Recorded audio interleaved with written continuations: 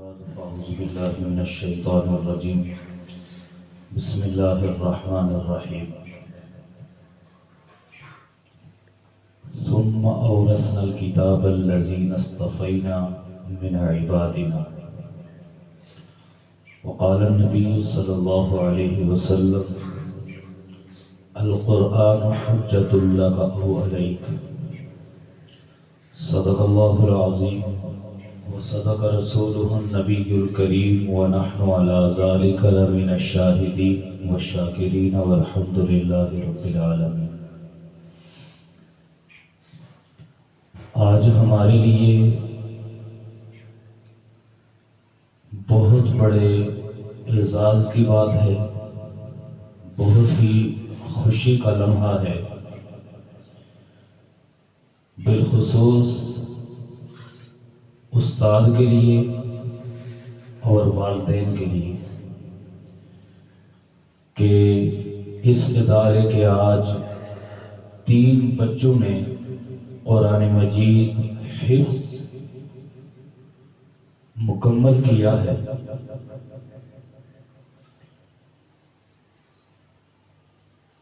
قرآن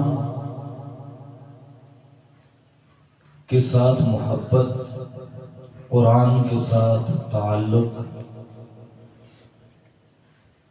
یہ انسان کے لیے اس کی نجات کا ذریعہ ہے۔ حدیث پاک میں آتا ہے، آپ صلی اللہ علیہ وسلم نے فرمایا کہ حافظ قرآن کل قیامت کے دن اپنے والدین کے لیے بلندی درجات کا ذریعہ بنے گا۔ اور بلندی ملے گی کتنی؟ جہاں پر مختلف طرح کے لوگ بیٹھے ہوں گے، شہداء، صلحاء، قراء، علماء، وہیں پر ساتھ حافظ قرآن کے والدین کو بٹھایا جائے گا۔ اور پھر آپ صلی اللہ علیہ وسلم نے فرمایا کہ 14ویں رات سے زیادہ چمکتا ہوا تاج والدین کے سر پر رکھا جائے گا۔ یہ اس کے اعزاز کے لیے رکھا جائے گا۔ دنیا کی سلطنتوں کا ایک اصول ہے کہ جب کوئی بادشاہ کسی ملک کا اپنی مسند پر جب بیٹھتا ہے تو وہ اپنے سر پر تاج سجا کے رکھتا ہے، تو یہ تاج اس کا سر پر رکھنا اس بادشاہ کے لیے اعزاز سمجھا جاتا ہے۔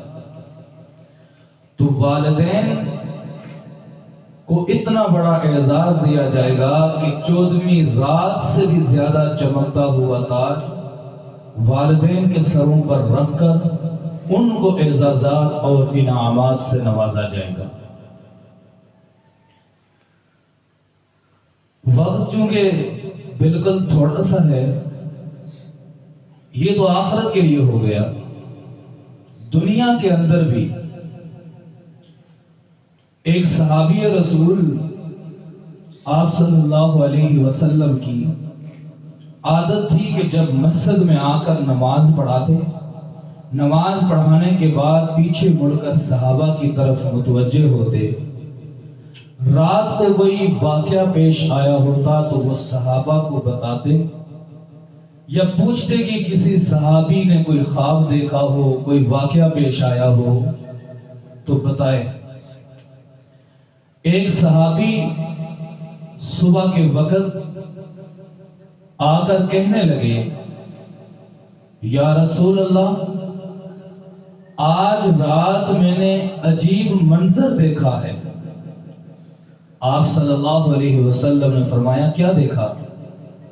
تو فرمایا، یا رسول اللہ، میں اپنے گھر کے صحن میں بیٹھ کر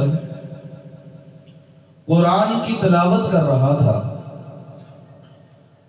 آسمان سے کچھ سفیدی، کچھ روشنی نیچے اتر کے آ رہی تھی۔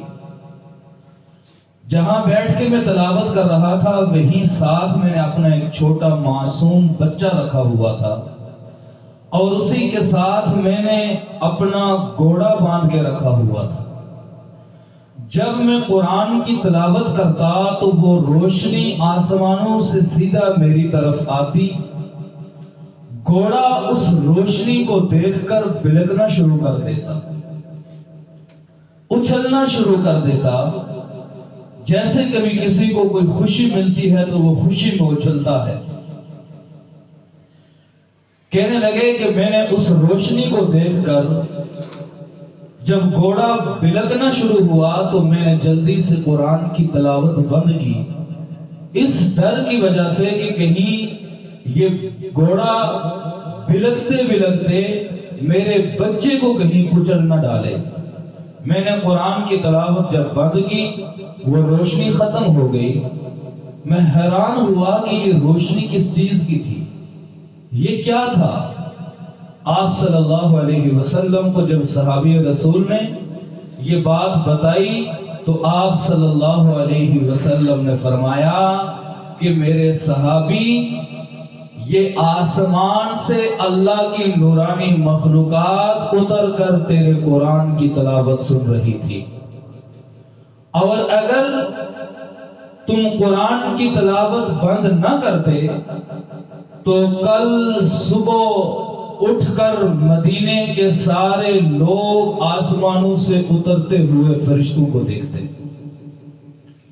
تو یہ حافظ قرآن جہاں پہ بیٹھ کر قرآن کی تلاوت کرتا ہے، اللہ کی رحمت، اللہ کی برکت اترتی ہے، رحمتیں ہی رحمتیں نازل ہوتی ہیں۔ اس بات کا ہمیں اندازہ نہیں ہوتا، ہم اس چیز کو دیکھ نہیں سکتے۔ ہمارے یہاں اسلام آباد میں ایک بہت بڑے عالم دین ہیں، مولانا نذیر فاروقی صاحب، بڑے مشہور آدمی ہیں اسلام آباد کے۔ تو انہوں نے ایک واقعہ سنایا، کہنے لگے کہ مجھے باہر ممالک کے ایک بندے نے فون کیا، مجھے کہنے لگا مولانا صاحب میں اسلام آباد آ رہا ہوں، میرے ساتھ کچھ اور بندے بھی ہیں جو غیر مسلم ہیں، تو وہ یہاں پاکستان میں اسلام آباد میں آپ کے ان دینی اداروں کا وزٹ کرنا چاہتے ہیں۔ مولانا نے کہا ویلکم، آپ آ جائیں، آ کر ہمارے اداروں کا وزٹ کریں، دیکھیں، کوئی مسئلہ نہیں۔ کہنے لگے جب وہ وہاں پر آئے، آ کر ان کو میں نے وہاں پر جو خاطر تواضع کرنی تھی کی، اس کے بعد میں نے ادارے کا وزٹ کرایا۔ ان میں کچھ غیر مسلم لوگ موجود تھے اور ان کے ساتھ کچھ عورتیں بھی آئی ہوئی تھی۔ تو وہ کہنے لگے کہ میں نے ان کو پورے ادارے کا وزٹ کراتے کراتے جہاں پر حفظ کی درسگاہ تھی وہاں اس کا بھی میں نے وزٹ کرایا۔ وزٹ کرانے کے بعد جب ہم وہاں سے باہر واپس نکلے تو وہاں ان کے ساتھ موجود ایک عورت وہ کہنے لگی مولانا میں نے یہاں پر باقی پورے ادارے کا وزٹ کیا، کچھ عجیب مجھے نظر نہیں آیا، لیکن جب میں اس کلاس کے اندر آئی تو میں نے عجیب چیز دیکھی ہے۔ مولانا نے پوچھا کیا دیکھا؟ کہا میں نے دیکھا کہ اس کمرے کے دروازے سے کچھ سفید روشنی یہاں سے نکل کر آسمان کی طرف جا رہی ہے اور کچھ روشنی آسمان سے اس کلاس کی طرف آ رہی ہے، یہ میں نے عجیب منظر دیکھا ہے، یہ کیا بات ہے؟ مولانا نے کہا کہ عورت یہ بات اصل میں یہ ہے کہ میرے اور میرے پیارے نبی جناب محمد رسول اللہ صلی اللہ علیہ وسلم نے فرمایا کہ جہاں پر بیٹھ کے قرآن کی تلاوت کی جاتی ہے وہ جگہ ایسی مبارک ہوتی ہے کہ آسمان کے فرشتے آتے ہیں، آ کر ان حافظ قرآن کی تلاوت سنتے ہیں، اور یہ جو قرآن یہاں پر پڑھتے ہیں اس پڑھنے کی روشنی جو آسمانوں کی طرف اٹھ کے جا رہی ہوتی ہے۔ اب یہ چیزیں ہمیں اس لیے نظر نہیں آتی، کیوں کہ ہم ان چیزوں کے عادی ہو چکے ہیں۔ ہم صبح شام یہ دیکھتے ہیں نا، ان لوگوں سے اس کی نورانیت، ان لوگوں سے اس کی برکت پوچھو جن کے پاس یہ دولت موجود نہیں ہے، یہ نعمت موجود نہیں ہے، ہمیں اس کی کوئی برکت نظر نہیں آ رہی ہوتی، رحمت، کیونکہ ہم اپنی آنکھوں سے دیکھ کیوں نہیں پا رہے ہوتے؟ اس لیے کہ صبح شام بچہ قرآن پڑھ رہا ہے، گھر میں بیٹھ کر مسجد میں بیٹھ کے پڑھ رہا ہے۔ جن لوگوں کے پاس یہ نعمت موجود نہیں ان کو اس چیز کی بڑی فکر ہوتی ہے۔ اس لیے میرے بھائیوں اور دوستوں، ایک تو ہمارے لیے بہت بڑے اعزاز کی بات یہ ہے کہ یہ بچے حافظ قرآن بنے۔ میں کہتا ہوں صرف یہ حافظ قرآن بن کر انہوں نے جنت نہیں خریدی، بلکہ اپنے خاندان کے 10 لوگوں کے لیے جنت کا ٹکٹ انہوں نے خرید دیا ہے۔ اور آج قاری صاحب نے آپ کے ساتھ اتنی بڑا احسان کیا، اتنا بڑا احسان کیا کہ جس کا بدلہ ساری زندگی کوئی نہیں چکا سکتا۔ کیوں؟ دنیا کے اندر کوئی دبئی کا، انگلینڈ کا، باہر کسی ملک کا ویزا لے کے دے دے، ہم کہتے ہیں فلاں شخص نے میرے پر بہت بڑا احسان کر دیا ہے۔ حافظ قرآن جب قرآن کا حفظ مکمل کرتا ہے، اللہ کی طرف سے 10 وہ لوگ خاندان کے جن کے اوپر جہنم واجب ہو چکی ہوگی، حافظ قرآن کو کہا جائے گا ان کی سفارش کر اور ان کو جنت میں لے کے جا۔ میں یوں کہتا ہوں قاری صاحب نے آج 10 ان گناہگار لوگوں کو جن کے اوپر جہنم واجب ہو چکی ہوگی، ان کے لیے آج قاری صاحب نے خاندان کے 10 ٹکٹ جنت میں آپ کے ہاتھ میں پکڑا دیے۔ یہ بہت بڑے اعزاز کی بات ہے، بہت بڑے اعزاز کی بات ہے، جتنی باتیں کی جائیں وہ کم ہیں۔ اللہ تعالی ہمیں ان حفاظ کی، ان قراء کی، ان دینی مدارس کی قدردانی کی توفیق عطا فرمائے۔ یقین جانیے جس علاقے کے اندر یہ بچے آج جتنے ہم گناہ کرتے ہیں، جتنے ہم گناہ کرتے ہیں، دور جانے کی ضرورت نہیں، کیا پتا اس علاقے کے اندر جتنے گناہ ہو رہے ہیں، ہونا تو یہ چاہیے تھا آسمانوں سے ہمارے پر پتھر برستے، آسمانوں پر ہمارے پر سے کیا کیا عذاب نازل ہوتے، لیکن حضور صلی اللہ علیہ وسلم کا فرمان ہے جب کسی بستی کے اندر میں یہ ارادہ کر چکا ہوتا ہوں کہ فلاں بستی کے اوپر میں نے اپنا عذاب نازل کرنا ہے، وہاں چھوٹا معصوم بچہ جب اٹھ کر قرآن کی تلاوت کرتا ہے، اعوذ باللہ من الشیطان الرجیم بسم اللہ الرحمن الرحیم پڑھتا ہے، اس بسم اللہ پڑھنے کی برکت سے میں اس پوری بستی سے اپنا عذاب ہٹا دیا کرتا ہوں، اپنا عذاب ہٹا دیتا ہوں۔ یہ بہت مبارک بابرکت لوگ ہیں، اللہ نے ان کی وجہ سے ہمارے پر رحمتوں کا نزول کیا، برکتوں کا نزول کیا۔ میں آخر میں ایک صرف یہ بات، آپ والدین یہاں پر موجود ہیں میرے بھائی، ایک ہوتا ہے نیکی کرنا، یہ بات میں آپ والدین سے کہتا ہوں، ایک ہوتا ہے نیکی کرنا اور ایک ہوتا ہے نیکی کر کے نیکی کو بچانا۔ یہ میری بات بہت توجہ رکھنے والی بات ہے۔ ایک ہے نیکی کرنا اور ایک ہے نیکی کرنے کے بعد آخری سانس تک اس نیکی کی حفاظت کرنا۔ نیکی کرنا آسان ہے، نیکی کر کے نیکی کو بچانا بڑا بولے سارے مشکل کام ہے۔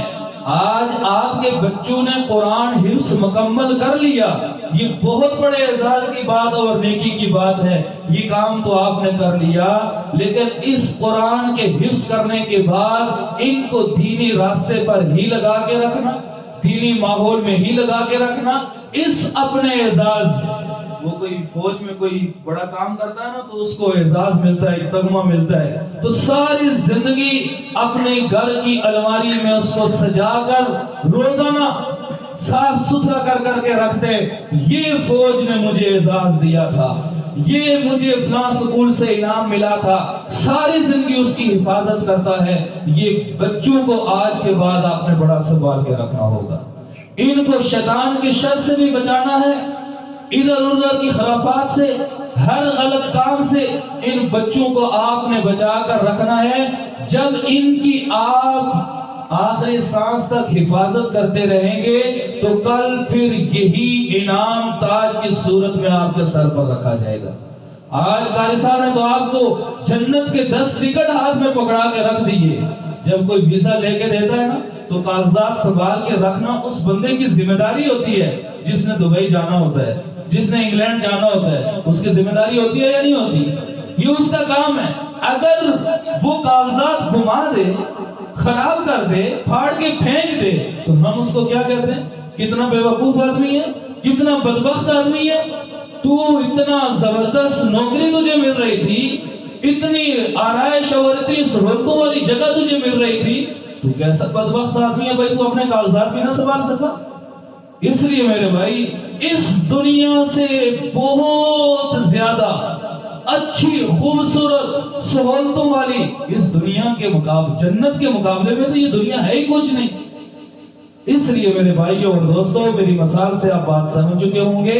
اب ان بچوں کو اس اعزاز کو سنبھال کر رکھنا والدین کی، خاندان والوں کی ذمہ داری ہے۔ قاری صاحب کی جہاں تک ذمہ داری تھی انہوں نے پوری کر لی، اب والدین کا کام ہے اور بچوں آپ کا کام ہے۔ اب اس کے بعد اس اعزاز کو سنبھال کر رکھنا بچوں آپ کا کام ہے۔ حدیث میں آتا ہے نا، بچہ جب مسجد کی طرف قرآن اٹھا کے چلتا ہے قرآن حفظ کرنے کے لیے، اللہ نورانی مخلوقات کو بھیجتے ہیں، جاؤ میرے اس مہمان کے پاؤں کے نیچے اپنے نورانی پروں کو بچھاؤ۔ اور فرشتہ ہمیشہ زمین سے آسمان کی طرف جاتا ہے، اس بچے کو بلندیوں کی طرف لے کے جاتا ہے۔ وہ ہمارے شیخ سعید یوسف صاحب ایک بات کہتے ہوتے ہیں بچوں، نورانی فرشتوں کے پروں پر بیٹھنے کے لیے آپ کو خود بھی اتنا ہی صاف ستھرا ہونا پڑے گا جتنے فرشتے صاف ستھرے ہیں، کیونکہ فرشتے نورانی اپنے پروں کے اوپر پاک صاف چیز کو بھی بٹھا کے رکھتے ہیں۔ جب آپ دنیا کے گناہوں کے اندر، دنیا کی غلاظتوں کے اندر، دنیا کی خرافات کے اندر پڑ جائیں گے تو پھر اب فرشتے اپنے پروں پر نہیں رکھیں گے، بلکہ ان بلندیوں سے آپ کو دوبارہ پستیوں میں گرا دیں گے۔ اس لیے اپنے اعزاز کو سنبھال کے رکھنا ہے، اپنی داڑھی پگڑی، اپنا حلیہ، اپنا چال چلن، اٹھنا بیٹھنا، آپ کا ہر کام وہ ہو کہ دیکھ کر فرشتے بھی آپ پر رش کریں کہ کائنات کے اندر ایسی خوبصورت مخلوقات کیسی ہے۔ ہمارے شیخ مفتی ظفر علی خان صاحب رحمۃ اللہ علیہ فرمایا کرتے تھے کہ جس طرح آسمان پر ہمیں ستارے چمکتے ہوئے نظر آتے ہیں، اسی طرح آسمان کی مخلوقات کو یہ دنیا پر، یہ زمین پر، یہ حافظ قرآن، یہ علماء جو دینی مدارس میں مسجدوں میں بیٹھ کر قرآن کی تلاوت کرتے ہیں، پڑھتے ہیں، یہ آسمان کی ستاروں کی طرح آسمانی مخلوقات کو یہ چمکتے ہوئے یوں نظر آتے ہیں۔ اس لیے اپنے آپ کو بڑا بچا کے رکھنا ہے۔ آج آپ نے پگڑی سر پہ پہن لی، قرآن حفظ مکمل کرنے کا جو ہے اپنے اوپر ایک نام لگایا کہ ہم قرآن کے حافظ بن گئے، اس کے بعد آپ کی چال چلن، آپ کا اٹھنا بیٹھنا، چلنا پھرنا، ہر کام دین اسلام کی خاطر ہو، ہر کام شریعت کے مطابق ہو، کوئی گناہ کے کام کے اندر نہیں پڑنا۔ اگر پڑھیں گے تو اپنے اس اعزاز سے محروم ہو جائیں گے۔ کوشش کریں گے انشاءاللہ، کوشش کریں گے انشاءاللہ، اس اعزاز کو ہم نے سنبھال کر رکھنا ہے۔ پھر راستے بڑے کٹھن ہیں، حدیث میں آتا ہے نا، راستے میں شیطان نے جگہ جگہ پر جال بچھا کے رکھے ہوئے، کبھی دنیا دکھائے گا، کبھی دنیا کی خرافات دکھائے گا، کبھی بزنس دکھائے گا، کبھی گھر دکھائے گا، کبھی اولاد دکھائے گا، کبھی کچھ طرح طرح کے وسائل انسان کی زندگی میں سامنے آتے ہیں، لیکن ہم نے ان سب کو پیچھے چھوڑ کر اپنی منزل آخرت کو سامنے رکھ کر اپنی زندگی کو گزارنا ہے۔ کوشش کریں گے انشاءاللہ، اللہ وحدہ لا شریک، کیونکہ وقت اتنا نہیں ہے، 10 بج چکے ہیں، نیچے جنازہ بھی ہے۔ جو کچھ کہا سنا اللہ اس پر عمل کی توفیق عطا فرمائے۔ اور پھر میں آپ سب کو مبارکباد بھی پیش کرتا ہوں، آپ کے خاندان کو، پورے اہل علاقہ کو، یہ بہت بڑے ہمارے لیے اعزاز کی بات ہے۔ یقین جانے مجھے دل سے بڑی خوشی ہوتی ہے، یہاں پر جتنے بچوں نے قرآن مکمل کیا، حفظ کیا، اور یہاں پر نہیں، میں چونکہ جگہ جگہ جاتا ہوں، جہاں کہیں بھی میں دیکھتا ہوں کہ بچوں نے قرآن مکمل کیا، مجھے بڑی خوشی ہوتی ہے۔ اور والدین سے میں ہمیشہ یہ کہتا ہوں کہ اس اعزاز کو سنبھال کے رکھنا ہے، سنبھال کے رکھنا، یہ آپ کی ذمہ داری ہے، آپ کے بچوں کی ذمہ داری ہے۔ استاد کا جتنا کام تھا استاد نے کر لیا۔ اللہ تعالیٰ آپ کے بچوں کو آپ کی آنکھوں کی ٹھنڈک بنائے، آپ کے لیے صدقہ جاریہ بنائے، نجات کا ذریعہ بنائے، آپ کے پورے خاندان کے لیے بخشش اور مغفرت کا ذریعہ بنائے، اور اس پورے علاقے کے لیے رحمت کا، برکت کا ذریعہ بنائے۔ بس آخر میں یہی کہوں گا کہ ہم نے جو کہنا تھا آپ کے سامنے رکھ دیا، جس کے جی میں آئے وہ پائے روشنی۔ وآخر دعوانا ان الحمدللہ۔